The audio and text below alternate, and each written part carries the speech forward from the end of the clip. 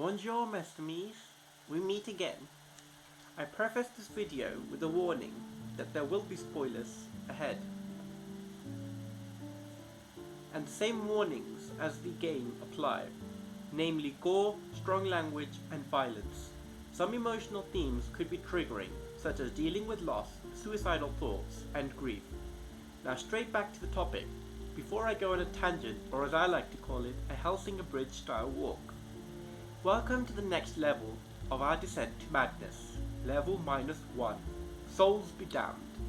This is the point the game is finished, a choice has been made, and the truth of the world has been revealed. Regardless of the choice you've made, let's park that out for the next video. The main question is, from what lens did you see the world? What picture did you paint for the residents of the canvas, and did you at any point stop thinking of them as real?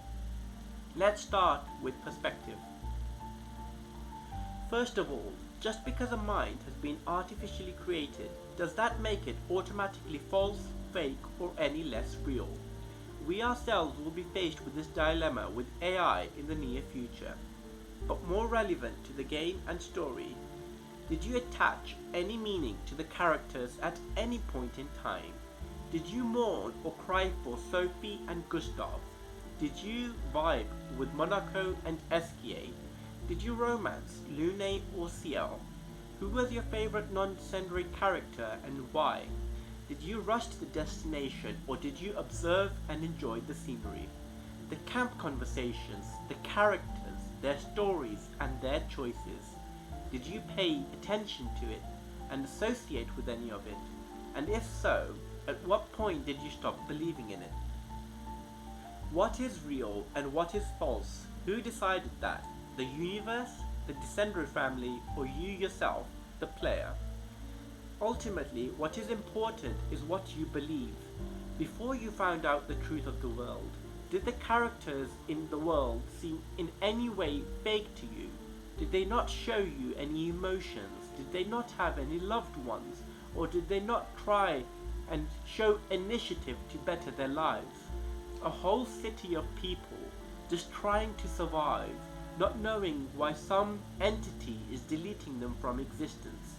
This series may be called Clair Obscur, but make no mistake, this story is for Expedition 33, which includes characters from the canvas. Our experience is with them embarking on a journey to defy their fate. Now, if you see them as fake people, once you know the truth of the world, doesn't it seem like an impossible problem? How can they overcome someone real like the paintress? But we do hear about Expedition 60. We meet Simon, and we play as Expedition 33 to defeat the paintress. Now, although they might not have been capable enough to completely compete against Aline and Renoir in and of themselves, they did come pretty close to it. Now, going back to Lumiere, we do see the cult, the shrine of the paintress in Stone Wave Cliffs, which show free will, the ability to believe in whatever they want to believe in. Now, some people choose to undergo pain to cheer others on by etching chroma on their skin. Others grieve for the ones they have lost, and some choose the cowardly path. That is what makes them human or alive, the ability to make choices, to feel emotions, and to look to the future for those who come after. Going back to Sophie and Gustav, Sophie has given up on hope for change, which is why she doesn't want children, but Gustav still believes, and is working hard for a future where the world is a better place. It is the reason they break up, but this shows they have free will and love, as we see both have a nervous conversation with each other where they express their feelings. It is sad because they are having this conversation on their last day together, but it is one of many things in the game which show conflict between the characters.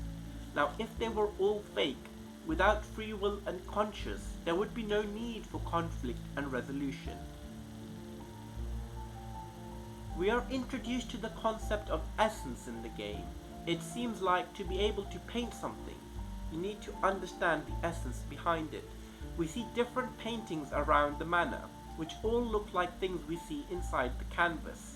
At some point, Renoir mentions that himself and Aline have painted countless canvases in the real world, but we don't see those in the manor. Maybe they keep those stored somewhere else, but we can come back to that in a future segment. More importantly, Mael only gets to keep a small painting of the manor officially on the wall, whereas the rest of the walls are covered in paintings of different things we see inside Verso's canvas. Now do note, this is purely my theory at this point, but maybe the painters need to paint outside the canvas, get a really good understanding of exactly what they are trying to paint, really understand its essence, and only then are they able to replicate it inside the canvas. To this point, we see the clay figures made by Clair in her room, and we also see the painted axons made by Renoir. And now the creation Nevron, which could be one of the two or a combination of them, we also see a model of that. We also see some paintings of the beach around the canvas, so the beach trials, which suggest Verso might have used the same method. However, the reason we don't see more of his paintings could be a lot of stuff might have been moved out of sight, as it would only hurt and cause pain to be reminded of what had happened. The only exception to this rule being the humans of Lumiere, which we don't see all of them painted on a canvas in the manor. Now this can be split into two main schools of thought. One, where Aline has hidden them somewhere to avoid the Descendere family finding out what she is up to. Or secondly, she is just simply powerful enough to paint the essence of things without needing any preparation whatsoever beforehand. Now I myself lean towards the second school of thought, that she is more powerful than anyone else, but this links into my belief that the Descendere family, or painters in general, may be able to paint creatures, but they themselves are in the dark of how the mechanism works as to how life is breathed into them, where the souls come from, and how exactly they are able to exercise free will. It just happens and they accept it as part of their powers. Proof of this exists in the fact that they are unable to do anything to Verso's soul fragment inside the canvas. If they could have exercised control over souls, Renoir would simply just need to destroy the soul fragment before he went on to face Aline in the fracture. However, we see in the sequence of events, Renoir needs to destroy the entire canvas to get rid of Verso's fragment of the soul, which suggests he simply cannot manipulate the soul directly.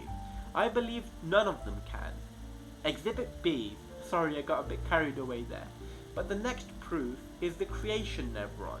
It's a mishmash of different expeditioners brought to life, however it has none of their souls inside it.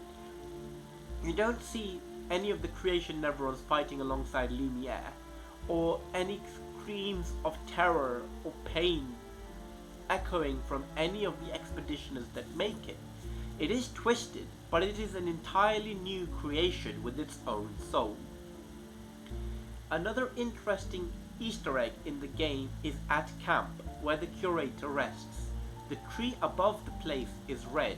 Now does this represent the essence of the curator is death? I'm mentioning this as we see the red and white tree in Lumiere, which is a mix of life and death, white and red. Until we defeat the paintress, it turns fully red when the curator comes back to this place, which we then find out is Renoir. Now, where am I going with this? Only Aline is shown to be able to paint humans. None of the other Descendere family members have been proven capable enough of doing so.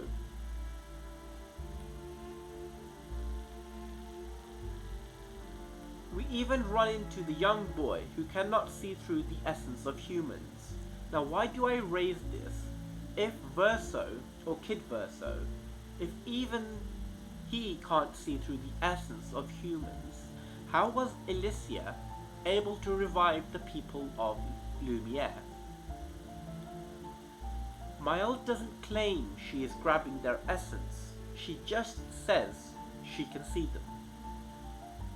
For the eagle-eyed, the place she grabs the chroma from is halfway in the center of the city.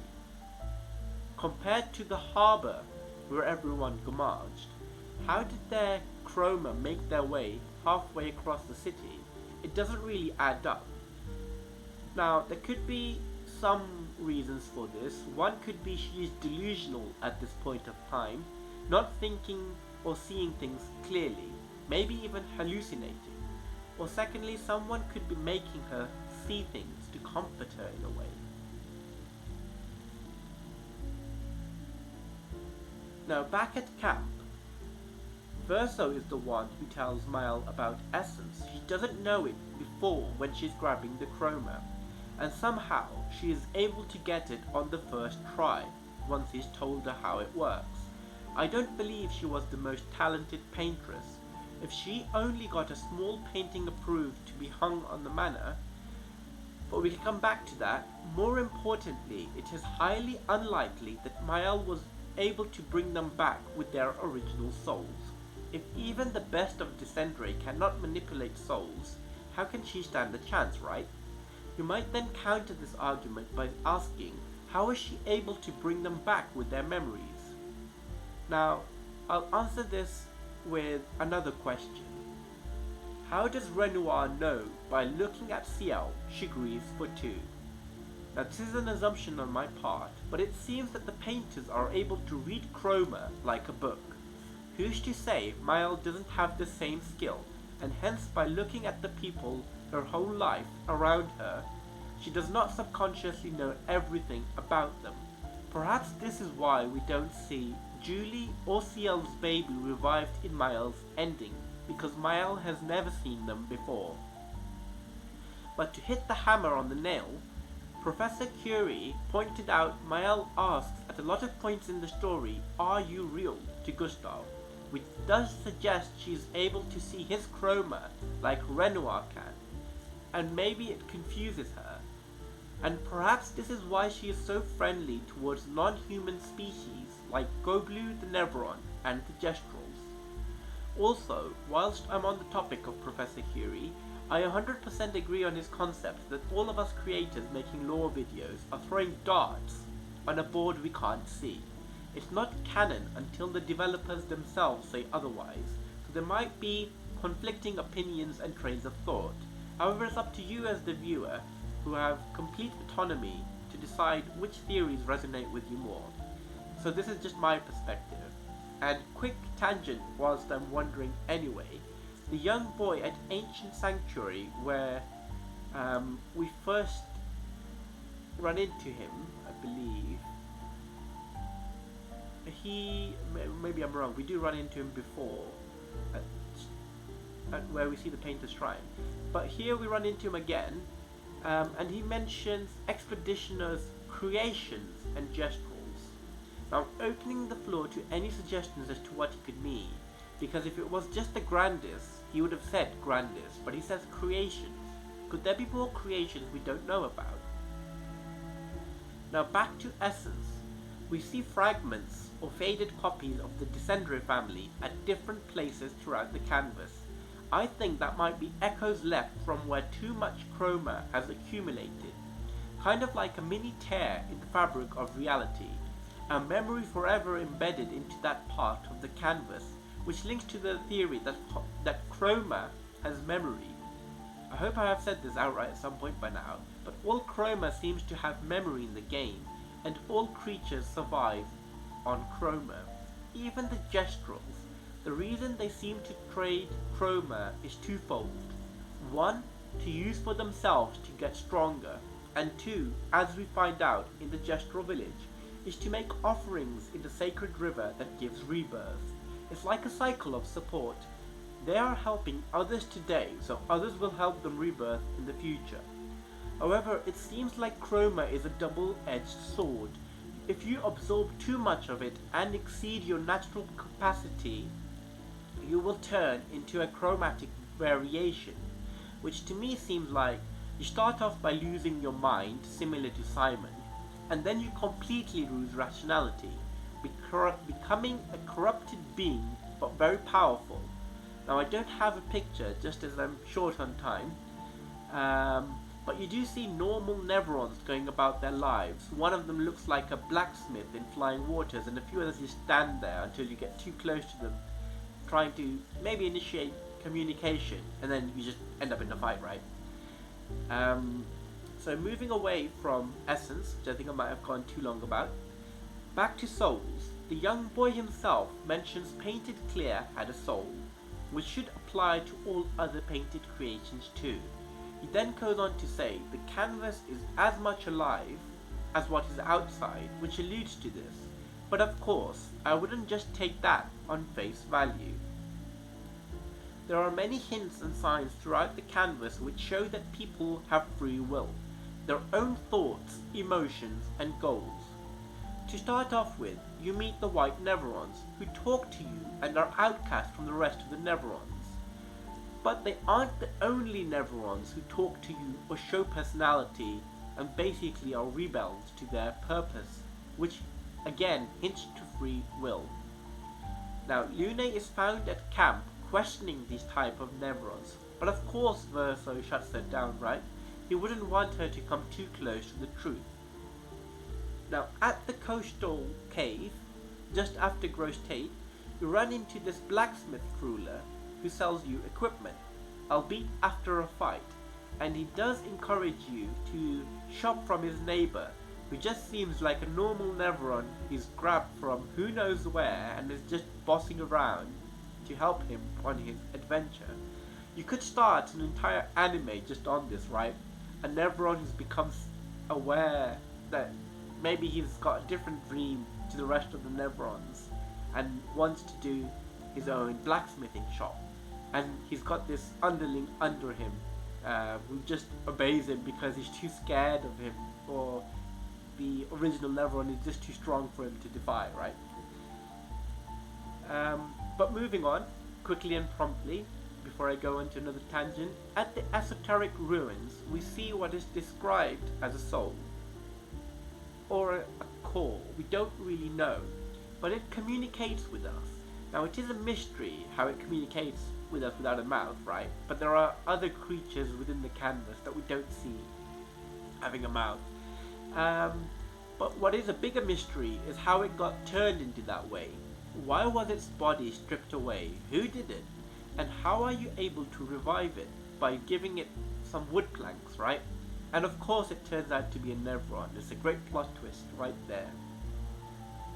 And yeah, here you can see this would have been an obvious place to spot that it was a Neveron. Now next at Frozen Hearts, you meet the Dancier's teacher with her apprentices, who wants to appreciate music, and you end up parrying her attacks. She's similar to the Troubadour in that way, but as you can see, she isn't a white Neveron. She's just made her way into this location with her apprentices, and she just hopes to meet other people who are enthusiastic about dancing, and of course it's Lune who's chosen as the representative to talk to her. Though it is shown that she envies humans and Destrals, kind of implies they have the most potential, and it kind of frames it that the Dancier lack self-belief in themselves and confidence that they can accomplish great things too, which Lune tries to convey but fails to do so. Now there might be others like this, so other creatures you can talk to, but this is just about where I've gotten into the story on New Game Plus, which I've got documented. Well, the only other exception being the Benisior. But yeah, this kind of thing isn't limited to Neverons. You see Grandi as well, who are different from the rest. For example, one who makes clothes, or wants to make clothes. And of course, oh, have I clicked onto the wrong one? Maybe I didn't write it into the script. Perfect. But we do meet this Grandi engineer as well, who is kind of I'm not sure where this was. I probably put it in the slide before, but my screen is was flickering, so I can't really see it. But yeah, we do hear from this Grundy engineer that he wants to create weapons. However, the Gestrels are using those weapons to hurt one another, and he doesn't really like that, and he goes to Golgra to report it. However, Golgra's action is very extreme, and he kind of hates himself for going to Golgra. Well, it kind of alludes to that. They doesn't really like the way Golgra dealt with it, and he's lost a lot of his friends who just keep going back to be revived in the Sacred River. But of course, Golgra has put a backlog on who can be revived in the Sacred River, so not all of them get revived straight away. There's a huge queue, and you also see it once you go with Noko to try and get it revived. However, Monoko, being a special person, is able, or well, kind of negotiate / fight with Golgra to be able to get priority and revive Noko using the Sacred River. But of course, that same benefit doesn't apply to the rest of the Gestrels. They have to wait. Now, where am I? Have I gotten to the one who makes clothes yet? Yeah, here we go. So he wants to make clothes, and if you get his riddles right, he makes clothes for the female members of your group. Next person is this Grandee, who questions why the Grandee sculptors sculpt the same thing. Now, this kind of thing again doesn't just apply to Neverons and Grandee only. You see it with the Gestrels too. Now, they can be a bit more extreme with how they view exceptions. You do see the Casino Gestrel, who is basically hated universally and doesn't even have a shop. And then there is the sad tale of the Dr. Gestrel, with so much agony that he basically tries to treat himself, learning from scratch how to be a doctor. And unfortunately, he isn't able to achieve that goal, but in the process does treat many other Gestrels before giving up, which is perfectly justified. It is their choice as to how they want to behave. This again shows that they have free will. They don't want to be told what to do. They want to be able to choose what to do and when. You also meet this rational Gestrel worker who is making shields, even though this doesn't seem like typical or normal Gestrel behavior, who seem like the more brute force and attack oriented type. They don't really care about defense, right? And then you also run into these thieves who try to mug you. Why? Because they are muggers. And what do muggers do? They mug you, right? And then you have this Gestrel who got scammed with some seeds from Lumiere, the standard Lumiere exclusive scam, right? And then there's Monoko, who is a Gestrel. Have I run out of slides? It's gone black. Go one back. And very different to the rest, but he doesn't want to get too close to humans. Oh, have I gone too far? I can't really see. The reason he doesn't want to get too close to humans is because he says they never come back, which again suggests to me they cannot be revived. Or maybe I'm reading too much into this. Now, I'm not sure timing wise, but I leave you with one final food for thought, just because I'm a huge fan of the Matrix. Now, if it was possible to switch off the Matrix to save humanity, but all the programs within it who are alive die, including the Oracle, I assume most would take that option. You'd have to be insane to sacrifice humans for programs, right? But despite that, you can't deny the existence of the lives trapped inside the Matrix.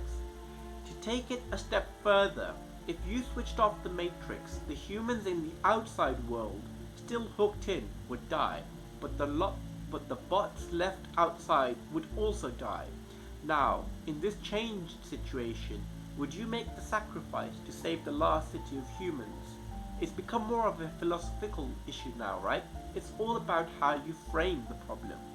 And this bit is important, because if you exclude the humans of Lumiere, what about Grandi, the Gestural, and even the sentient Nevrons?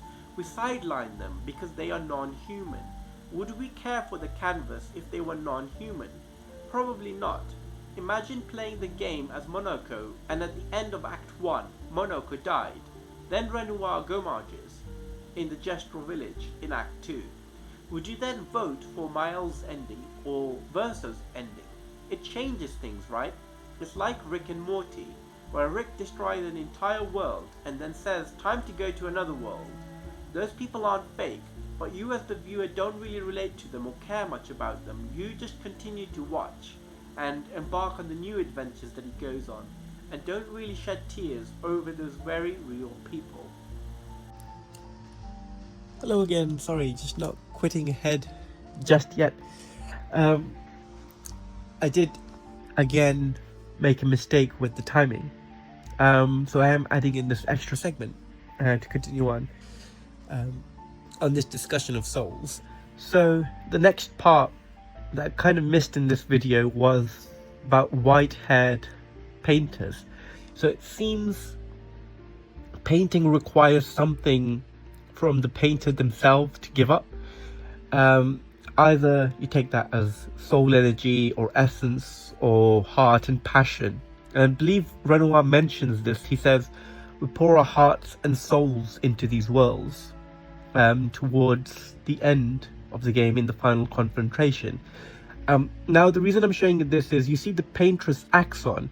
She also has white hair despite not needing to. She does paint on the monolith the different numbers. Maybe that's what's caused her hair to go white, because there's no reason that the paintress Axon should have white hair. And now you can see she's mentally putting these people on fire. They're not actually on fire, otherwise they'd have been scarred. And you can see Monaco in the background pretending to be suffering the same fate, but he's not really. It's because she doesn't understand the true essence of Monaco, because she hasn't painted Monaco herself. And then for Verso, maybe she just doesn't want to burn Verso. And you can see when Verso is under flames, she turns off the flames. I'm not sure what she's burning. Maybe she's burning their souls. But we don't really know what that is. And just letting this roll as we go on. She opens then the gateway, so it seems like she's under instructions from the paintress as to how to behave. I'm just trying to remember what was before this. Before this, you find out that the paintress Axon is kind of immortal, to these guys at least. They have no hope of defeating it. And then you go up inside the monolith, and then you find the actual paintress, who also has white hair. And you can see she is facing Lumiere, almost looking upon it. Maybe it's symbolism to protect Lumiere, and you can see the white petals floating off of her as she's looking into the distance, and then she turns around to look at you, as in Expedition 33. Here we go. And you can see her focus is more on Mael and Verso than the rest of the expedition, just based on the angle that she's looking at. And Mael here says, oh, she's the real paintress. Whereas before, when she sees the paintress Axon, she's the one who suggests maybe she's not the real paintress. So maybe this reinforces my theory that Mael can actually see or read the chroma. So she realizes that the paintress Axon is not the actual paintress. But upon looking at the actual paintress, she's able to recognize she's the one that we're targeting. And then similarly, once Alicia or Mael, however you want to frame it, finds out that she's a paintress, her hair turns white as well, so it's no longer the red color it was before. And she's having this conversation with the real Renoir, and you can see his hair isn't exactly in top condition either. And he's trying to convince Mael to go back home, and he cuts open the portal to show Aline in the real world, but Aline in the real world doesn't have white hair. So it's only when inside the canvas does their hair turn white. And we see here painted verso. In a cutscene, he does mention that his hair has actually gone white after Clair tells him the truth of the world, and he has it painted over by a gestural in the gestural village. And he makes a joke about how he'd be surprised if he didn't change it to purple at one point. And that brings me to my final example, Simon. You can see Simon here in his second phase also has white hair, which suggests he has some painted powers about him. And this is kind of visible by the fact that he can eject you from the canvas, sort of. Although it's not exactly clear what that means. Does he remove the chroma from the canvas somehow? Or does he remove their souls? We don't really know what that means, right? What is he actually removing from the canvas? Also, you can see how powerful Simon is. He's carrying that gigantic sword with one arm. He's kind of like Expedition 60 here, right? And he's able to swing that. And he has this phantom sword, and then he has another phantom sword which he brings. So he's able to effectively live paint in using chroma an additional weapon, which is a phantom weapon, which doesn't actually exist. Which is probably why his hair turns white. And the other thing I was going to mention about him is his strength. So you can see across the continent, especially in Eau Lumiere, you see these golden, gigantic swords sticking out from the ground, which seem like they've been generated using chroma by Simon. And we can see that nobody in our expedition is capable enough or strong enough to be able to generate such gigantic phantom weapons, no matter what they do. So it also again suggests that Simon also somehow has painted powers. And we don't really find out how he's been able to get these powers. But it is kind of insinuated that Clair, when she's either Aline or Clair, has somehow given them these powers. And also the fact that he's immortal. So he's similar to painted Renoir and painted Verso in the fact that he's able to live so long and he hasn't gommaged away. Now this could just simply be the fact that Renoir is choosing not to gommage Simon. So it's not that he's actually immortal, it's just he's got so much chroma that's keeping him alive, and Renoir's choosing not to gommage him, which is keeping him alive. But yeah, I'll finish for that and then we'll cut off into the next segment.